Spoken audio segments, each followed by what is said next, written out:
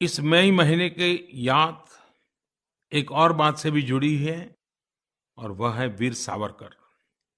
1857 में यह मई का ही महीना था जब भारतवासियों ने अंग्रेजों को अपनी ताकत दिखाई थी। देश के कई हिस्सों में हमारे जवान और किसान अपनी बहादुरी दिखाते हुए अन्याय के विरोध में उठ खड़े हुए थे। दुख की बात है कि हम बहुत लंबे समय तक 1857 की घटनाओं को केवल विद्रोह या सिपाही विद्रोह कहते रहे।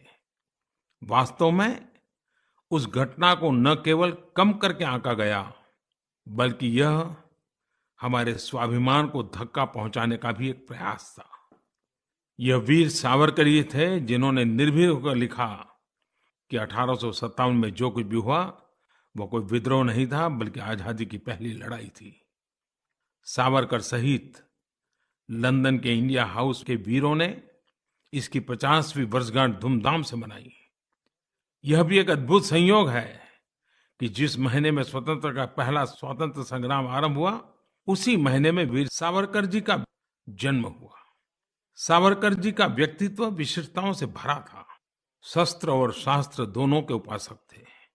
आमतौर पर वीर सावरकर को उनकी बहादुरी और ब्रिटिश राज के खिलाफ उनके संघर्ष के लिए जानते हैं, लेकिन इन सब के अलावा वे एक ओजस्वी कवि और समाज सुधारक भी थे, जिन्होंने हमेशा सद्भावना और एकता पर बल दिया।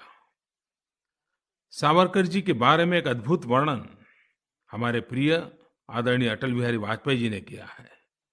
अटल जी ने कहा था, सावरकर माने तेज, सावरकर माने त्याग, सावरकर माने तप, सावरकर माने तत्व, सावरकर माने तर्क, सावरकर माने तारुण्य, सावरकर माने तीर, सावरकर माने तलवार। कितना सटीक चित्रण किया था अटल जी ने। सावरकर कविता और क्रांति दोनों को साथ लेकर चले। संवेदनशील कवि होने के साथ साथ वे साहसिक क्रांतिकारी भी थे।